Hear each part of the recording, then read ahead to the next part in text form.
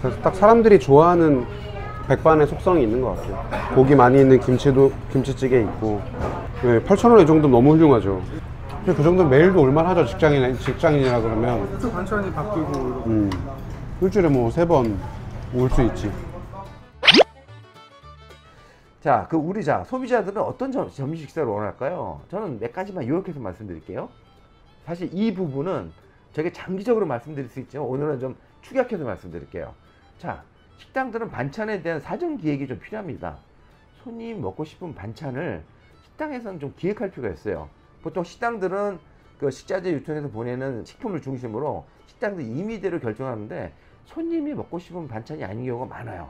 아까 말씀드린 그 김치찌개 집도 음식이 전반적으로 양호하지만 그 손님이 먹고 싶은 반찬 구성이 아니에요. 그래서 예를 들면 이런 반찬을 제가 예를 들게요. 장조림입니다.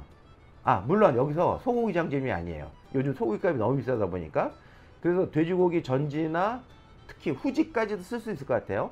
그 염도 장조림이 필요한데 장조림의 간장 베이스는 밥하고 잘 맞거든요. 그래서 저는 그런 장조림 반찬이 되게 좋을 것 같고요. 다만 여기서 주의할 게 뭐냐면 염도가 높으면 안 됩니다. 염도가 적절해야 되거든요. 그래서 아마 원가를 줄인다고 너무 염도를 높인다 그러면 장조림 반찬 주는 의미가 없을 거예요. 또 하나, 저 요즘에 이 반찬이 없어서 아쉬운데요. 생선 조림입니다.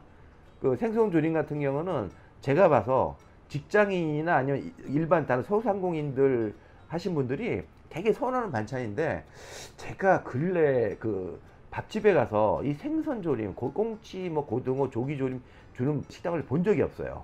근데 요즘 요런 반찬을 잘 안 주시더라고요.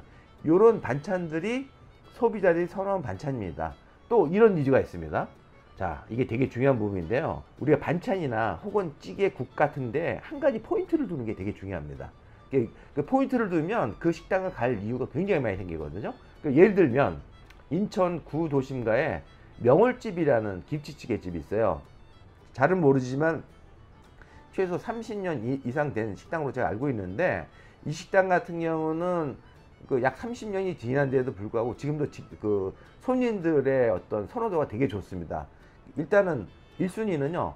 손님이 원하는 반찬 구성이 돼 있어요. 계란말이라든가 아까 말한 생선조림 같은 반찬이 있고 한 8찬 정도 나오는데 비교적 깔끔합니다. 그 반찬 구성이 좋고요.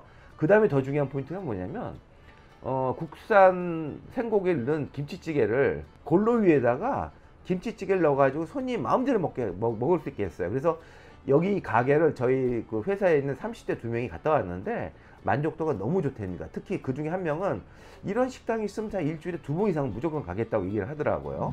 여기가 명월집입니다. 한번 와보고 싶었는데 맨날 바둑이만 하다 진짜 오랜만에 처음 와고.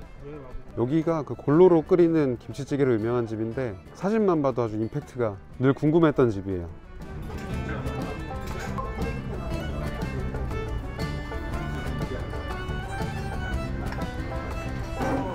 그래서 딱 사람들이 좋아하는 백반의 속성이 있는 것 같아요. 고기 많이 있는 김치찌개 있고 계란도 있고 이런 생선조림도 주고 나물도 적당하게 있고. 네, 8,000원 이 정도면 너무 훌륭하죠. 근데 그 정도면 매일도 올만하죠. 직장인이라 그러면. 또 반찬이 바뀌고 이러고. 일주일에 뭐 3번 올 수 있지. 또 하나는 이렇게 있습니다. 아까 그 포인트를 줘야 된다고 얘기했지만 된장찌개 같은 경우도요. 서울에서 가장 유명하던 양평동 또순이네 같은 경우는 된장찌개로 유명해서 건물까지 세운 식당인데 이 집의 포인트는 뭐냐면 온도감입니다. 제가 그 양평동 또순이에서 된장찌개를 먹으면요. 열탄 위에다가 계속 번갈아서 올려주더라고요. 점심 손님들한테도요. 그래서 온도감이 좋아서 계속 맛있게 먹게 돼 있어요. 그래서 사실 양평동 또순이가 된장찌개로 유명하지만 이거를 포장 판매를 해서 집에서 먹었을 때는 식당에서 먹은 만족도보다는 한 30% 떨어집니다. 이 온도감이 되게 중요한 거고요.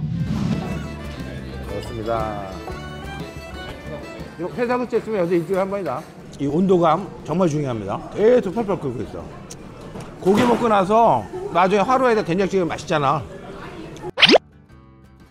또 하나의 포인트는 밥입니다. 당연한 얘기지만 제가 그 전번에도 언급했지만요. 광명에 있는 돼지집 같은 경우가 초대박집이죠. 그 집은 돼지 두루치기에 돌솥밥에다가 반찬 3가지 정도, 반찬은 의미가 없습니다. 이거 제가 봐서는 장아찌 3가지 정도였는데 정말 의미 없는 반찬이에요. 근데 오히려 이 집은 밥하고 뜨거운 도소밥하고 뜨거운 두루치하고 딱 집중이 돼가지고 반찬은 뭐 제가 거의 손이 안 가는 것 같아요. 거의 그렇게 먹었을 때 나중에 누룽지까지만 만족도가 너무 좋습니다. 그래서 제가 이 식당은 밥하고 두루치기에 집중하는 대신 반찬 같은 경우는 거의 뭐 제가 봐서는 뭐 받아 쓰는 반찬인 것 같아요. 이 메뉴는요, 특히 삼겹살 그 점심 메뉴는 아주 강추해요. 가게 사이즈 좀 있어야 됩니다, 오히려. 저쪽에 솥밥인데 안쪽에 솥밥을 가스 쓰거든? 그러니까 온도가 좋은 거야. 그 안쪽에 솥밥 기계 보이시죠? 이게 가스예요. 이게 온도가 오래 가는 거예요. 중요한 건 만족도는 좋아. 그게 중요한 거 아니겠습니까? 이 남자분들도 좋아하시고요, 남자분들도요. 여자분들도 좋아하는. 이제 아무래도 남자가 더 좋아하겠지. 구독, 좋아요 꼭 부탁드립니다.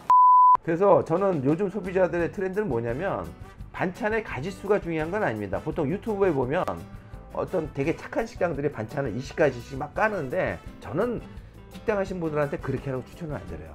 정말 그 노가다거든요. 오히려 선택과 집중입니다. 아까 명월집 같은 경우도 반찬이 8가지인데 저는 그 6가지 미만으로 줄여도 상관이 없다고 보고 있어요. 왜냐면 요즘 소비자들은 딱 집중된 반찬을 좋아하고요. 또 하나 되게 중요한 니즈가 뭐냐면 탄수화물 덜 먹고 싶습니다. 그러니까 채소나 나물의 비중이 좋아야 될 것 같아요. 그래서 채소와 샐러드 그리고 단백질 중심의 반찬을 섭취하고 있습니다.